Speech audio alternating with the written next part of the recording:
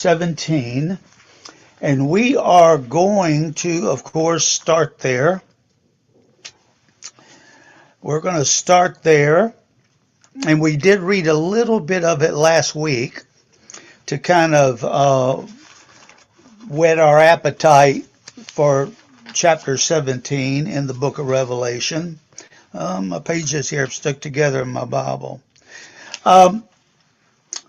So I'm going to read the first 6 verses. Then we're going to go somewhere else in the Bible because I want to give you, I thought it would be beneficial if we had some type of understanding of how Babylon even started. And when did it start? And what was it in its beginning?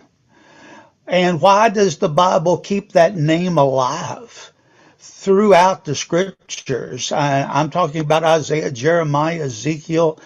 I mean, the name of Babylon is alive throughout scriptures and, of course, in the book of Revelation. And I thought it might be helpful to get an idea of the beginning of Babylon. But here in Revelation chapter 17 and verse 1, it says, "Then one of the 7 angels who have the 7 bowls came and spoke with me, saying, 'Come here, I will show you the judgment of the great harlot who sits on many waters, with whom the kings of the earth committed sexual immorality. And those who dwell on the earth were made drunk with the wine of her sexual immorality.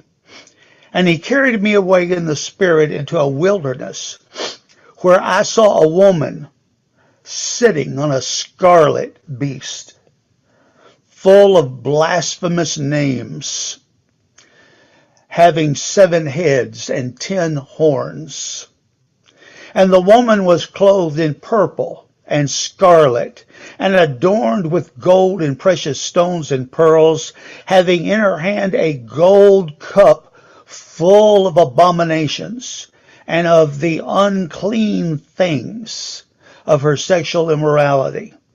And on her forehead a name was written, a mystery, Babylon the Great, the mother of harlots and of the abominations of the earth. Then I saw the woman drunk with the blood of the saints and with the blood of the witnesses of Jesus. And when I saw her, I wondered greatly.'" Well, with that in mind, and we'll be back to that, I want us to go to Genesis chapter 10.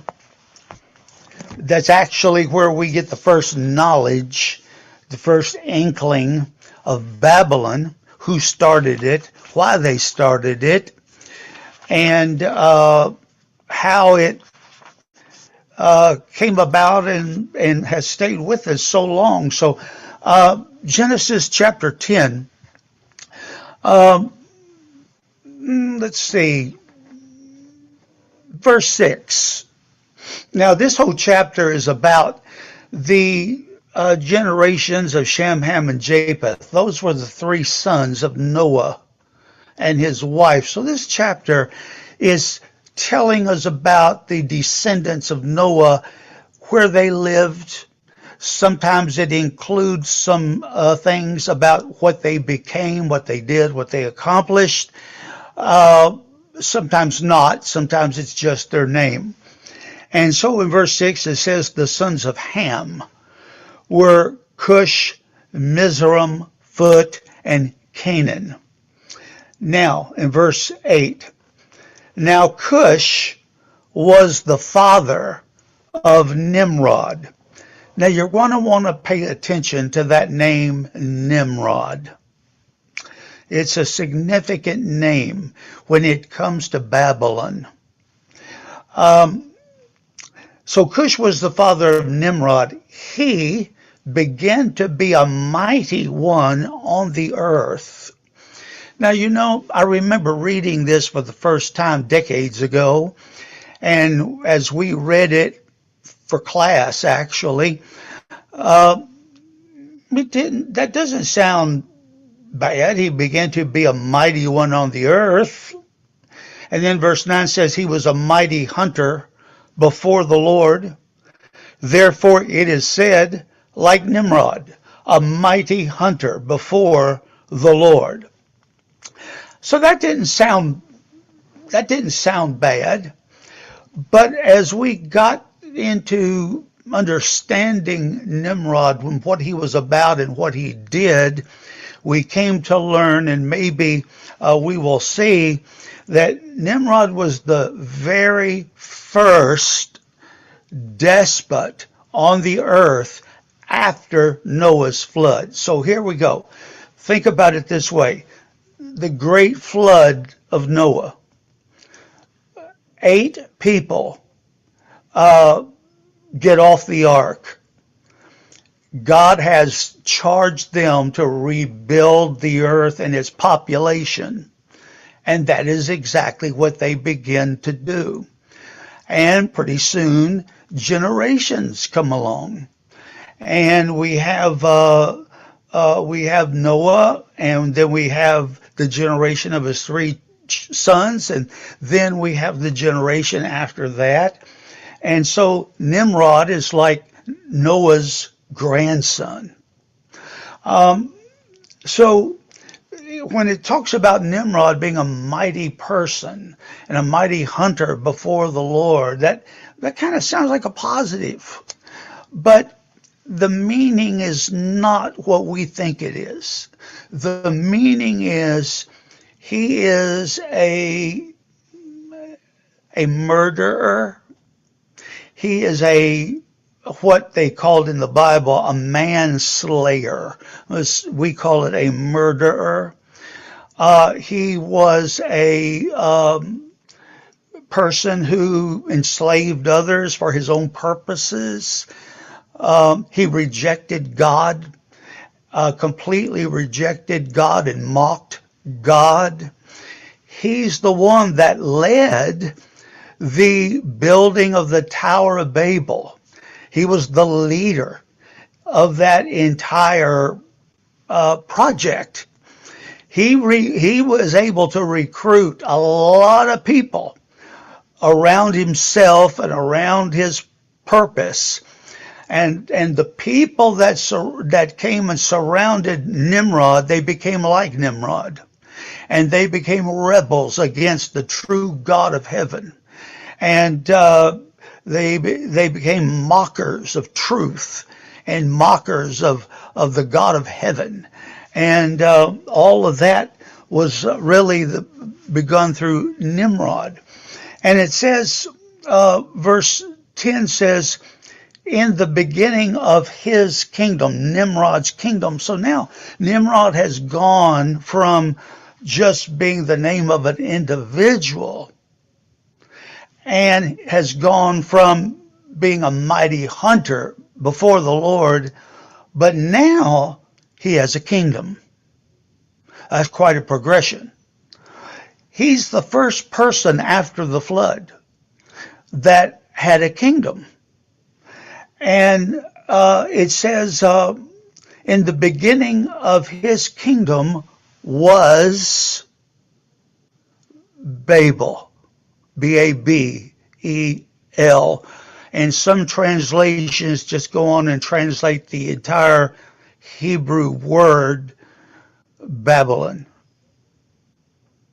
So Nimrod was a mighty hunter before the Lord in a bad way. And he started his own kingdom. And he called the kingdom was called Babel or Babylon. Here is the beginning of the name of Babylon. Here's the beginning of the spirit of Babylon. The spirit of Babylon is a spirit of rebellion against God. It is a spirit of doing things your own way and not God's way.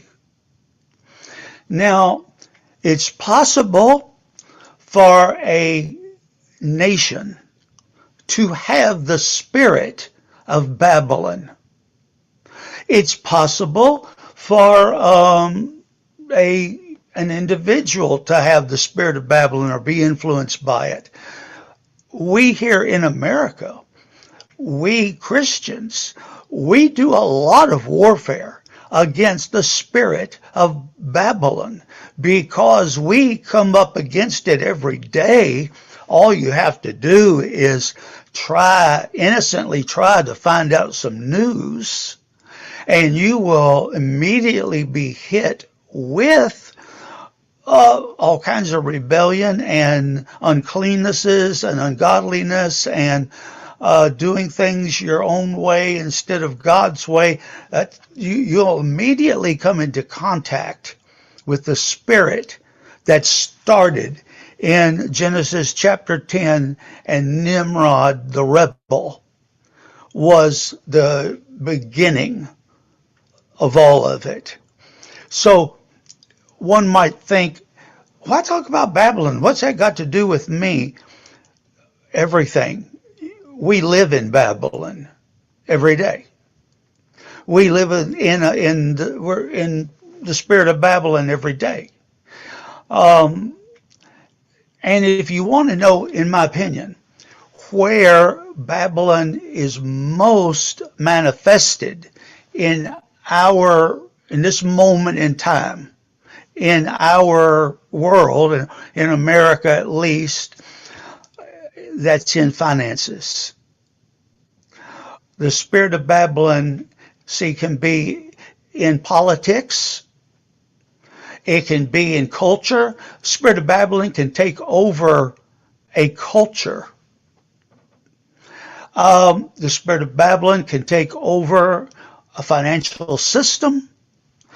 And I'm glad I said the word system, because the spirit of Babylon possesses and wants to possess systems, governmental systems, economic systems, educational systems, ecclesiastical systems.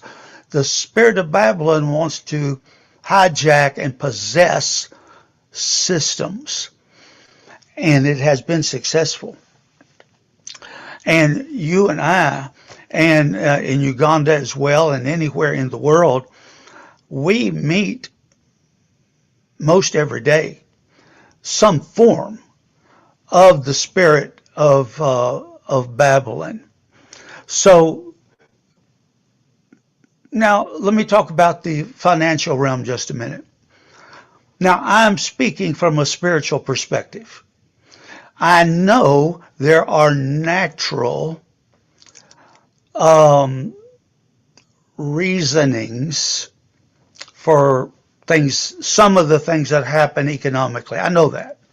There are laws of economics. I fully embrace that.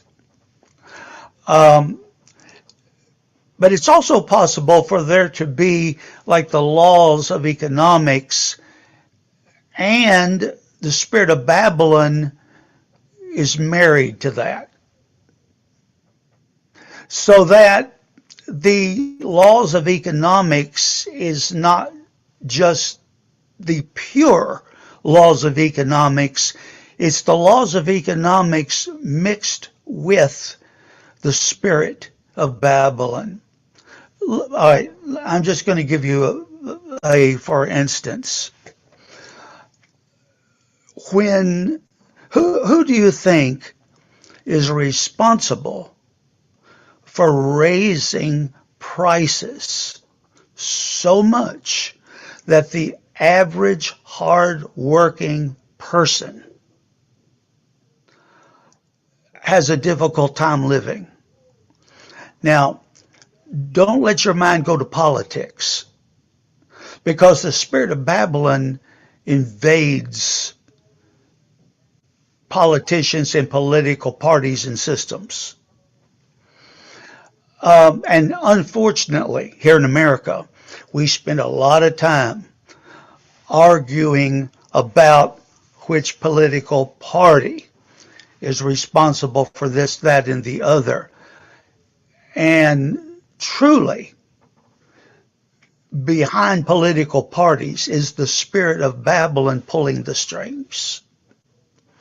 So the spirit of Babylon works through people and through governments and through economic systems and through bodies of governments like legislations and Congress and things like that. The spirit of Babylon works.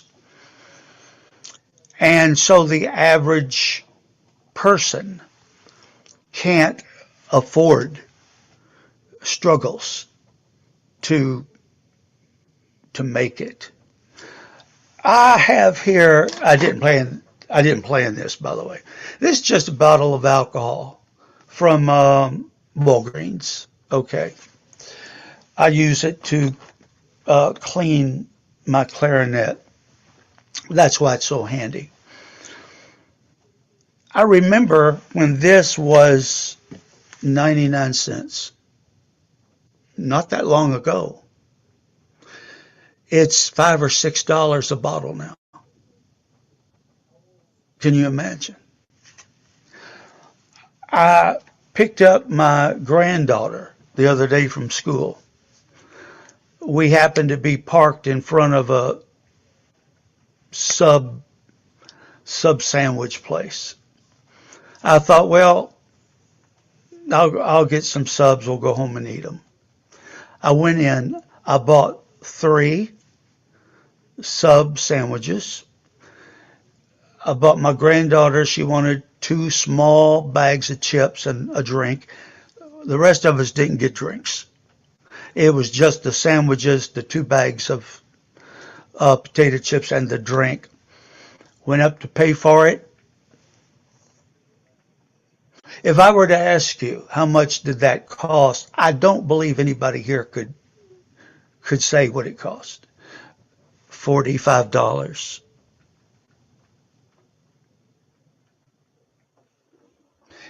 It used to cost something like $18. $45. So I don't want to get too much into this, but I am saying that we deal with the spirit of Babylon every day. Whether it is siphoning money out of our accounts and wallets, or whether it's manifesting in another way, we deal with the spirit of Babylon. So Nimrod, his name literally means rebel, to rebel. So rebellion started Babylon. So when we go to like Revelation and we read about Babylon the Great, well, it's the epitome of rebellion against God and everything God stands for. It always has been. So any place, if you were to come across the name Babylon in the Bible and as many places, you now hopefully will know that is like a synonym for rebellion. Rebellion against God and all that God stands for, all that's holy, good, and true. It's a rebellion against every bit of that. So that is Nimrod, the rebel, had the very first kingdom. He was the very first king, and he started Babylon. Now, I want us just to take a look at chapter 11 of Genesis. And now we're going to read about the building of the Tower of Babel. And it says, now the whole earth had the same language and the same words. And it happened as they journeyed east that they found a plain in the land of Shinar and settled there. Now, I want you to kind of take a look at the word Shinar, because in Genesis 10, where we just were, it talks about Nimrod and the beginning of his kingdom was Babel. He started some other kingdoms, and it says in the land of Shinar. So Shinar is connected to Nimrod, the rebel. It's connected to Babylon. Um, so biblically, it's connected. So they found a plain in the land of Shinar and settled there. Then they said to one another, "Come, let's make bricks and burn them thoroughly." And they had brick for stone, and they had tar for mortar. And they said, "Come, let us build for ourselves a city, and a tower whose top will reach into heaven. And let us make for ourselves a name, lest we be scattered over the face of the whole earth." Now notice here, didn't say anything about doing this for the glory of God. Didn't say anything about God told us to do this, and so we are here in obedience to the Lord. No, it said they founded a city, they built this tower so that they could build themselves a name. Verse 5, then the Lord came down to see the city and the tower which the sons of men had built. And the Lord said, "Behold, they are one people, and they all have the same language. And this is what they have begun to do. So now nothing which they purpose to do will be impossible for them. Come, let us go down and there confuse their language, so that they will not understand one another's language." So the Lord scattered them from there over the face of the whole earth, and they stopped building the city. Therefore its name was called Babel, because there the Lord confused the language of the whole earth, and from there the Lord scattered them over the face of the whole earth. Well, obviously, if the city and the tower had been a good thing, a godly thing, a right thing, the Lord would not have scattered the people so that they would stop building it. But it very much was an evil, rebellious act. And that is why the Lord made sure that it did not continue. Now, excuse me for looking here in my notes, because I made some notes about Babylon.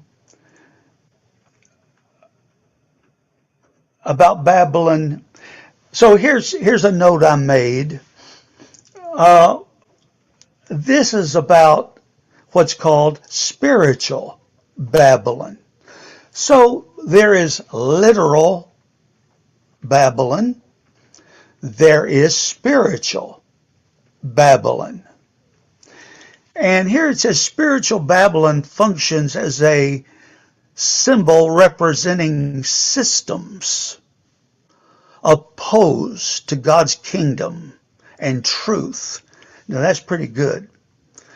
Spiritual Babylon functions as a symbol representing systems, plural, opposed to God's kingdom and truth.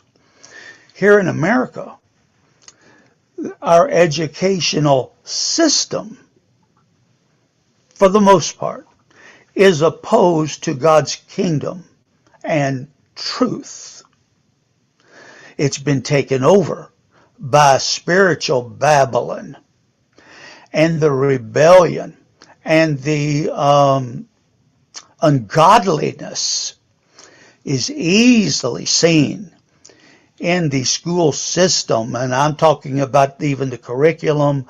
I'm talking about the things that they want to teach the kids. It's easily seen there. In the book of Revelation, spiritual Babylon emerges as the spiritual counterpart to the city of Babylon, carrying forward the themes of rebellion that characterize ancient Babylon itself. So true. Spiritual Babylon thus represents any system, religious, political, or cultural, that opposes God's sovereignty and leads people away from truth and obedience to untruth. So that's pretty good statement about spiritual Babylon. You might enjoy this. I'll give it to you. This is a piece that is written by a Jewish historian. I hope this isn't boring to you. It's written by a Jewish historian from Jesus' time. So way back to when Jesus walked the earth, this Jewish historian named Josephus, he wrote about all of Jewish life and many biblical things. He's well respected as a historian. Now, he did not become a believer in Christ or any such thing. He was a secular historian, and he stayed a secular historian. But even he wrote these words about Nimrod. Now, it was Nimrod who excited the people to such an affront and contempt of God. He was the grandson of Ham, the son of Noah, a bold man and of great strength of hand. He persuaded people not to ascribe it to God, as if it were through his means that they were happy, but to believe that it was their own courage which procured that happiness. He also gradually changed the government into tyranny, seeing no other way of turning men from the fear of God, but to bring them into a constant dependence on his power. He also said he would be revenged on God if God should have a mind to drown the world again, for that he would build a tower too high for the waters to reach. So that gives us a little hint of the motive of the Tower of Babel. Nimrod wanted to build a tower so high that if God flooded the world again, the tower would be so high the waters wouldn't be able to reach it. Well, there are other things here that he said that are good, but at any rate, I thought you might enjoy and benefit from that statement from a historian from Jesus' time, who was a secular historian, and that's some of the remarks he had to say about Nimrod. Now, with that in mind, let's go back to Revelation chapter 17.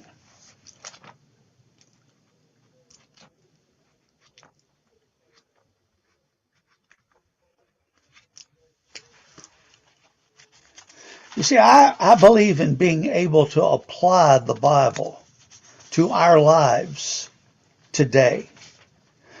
The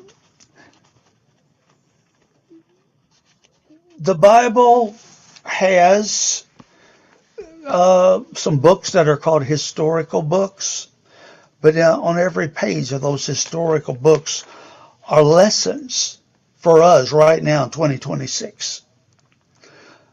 The Bible, I don't care if it's Revelation or where it is in the Bible, there are lessons on its precious pages for us right now. So let's go back. And we read chapter 17, but let's take a look at verse 5. It says, and on her forehead a name was written, a mystery, Babylon the Great.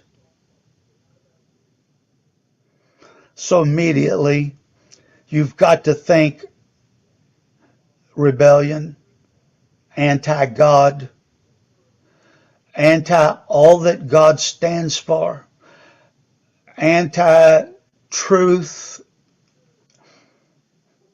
opposed to God in every way. Um, Babylon the Great,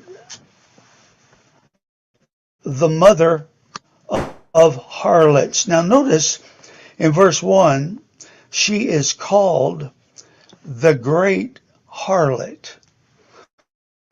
Important to know that in the writings of the prophets, Isaiah, Jeremiah, Ezekiel, as well as others, but especially those prophetic books in the Bible, um,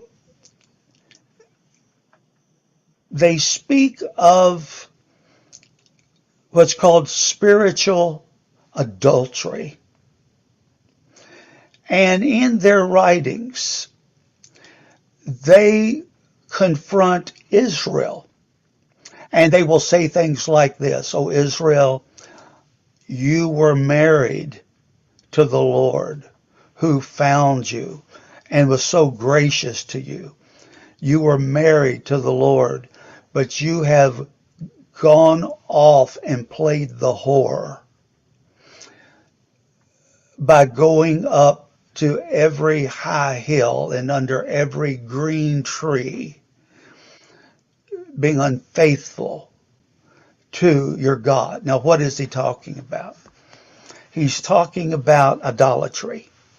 He's talking about the fact that Israel would go up to the mountains, and under every green tree they had shrines. And they would worship these blocks of wood or whatever and bow down to them, present offerings to them. And they were nothing but idols, demons, images of demons, things like that. And Israel, instead of worshiping the true God, uh, departed from the worship of God and started worshiping these idols, mainly because that's what the other nations around Israel did. The other nations around Israel, they all were pagan, and they all worshiped terrible idols and into deep idolatry and witchcraft and dark things. And so those nations around Israel, that's how they worshiped. Israel was affected by that, and Israel wanted to be like the other nations. When God's plan for Israel was this: come out from among them and be separate, says the Lord, and I will be your God, and you will be my people. Touch not any unclean thing. So God's plan for Israel was that they would be separated from the pagan nations and their false gods, and that they would worship only the Lord in the true way that the Lord prescribed. But Israel would have moments in time when they would worship the Lord. Usually that didn't last very long, and before you know it, they were back into idol worship. And so through Isaiah, Jeremiah, Ezekiel, you find this language over and over and over again. Why, O Israel? Why, O Israel, did you leave me? Why, O Israel? I'm going to give you, the Lord says, I'm going to give you, Israel, a bill of divorce. See, God saw himself married to his people. And so when Israel was not true and faithful to God, God said, what you're doing is spiritual adultery, spiritual fornication. And that is really what we see here in the early verses of chapter 17. Why is Babylon called the great whore? Only because any and all under her influence are not worshiping the true God, but are involved in idolatrous worship of any number of gods, demons, anything like that. She is the woman here is the very picture of a married woman who has gone off and she's now a professional whore. Only spiritually speaking, and God would spiritually be the husband. And so that is some of the imagery there for the use of the word harlot or whatever your translation says. That's some of the reasoning and history behind the word Babylon. So I wanted to give you some of those things so that we all would understand why this thing is addressed like it is, a whore and Babylon the Great, and the fact that it's here now. It's in the world now. The spirit of it is here right now in the world. And so, as I said, economically, educationally, culturally, politically, it's in the world right now. This whore is in the world right now. Now, it's not at the place where chapter 17 says it's going to come in days to follow, but it's here right now. That's why we need to know about it. Well, all right.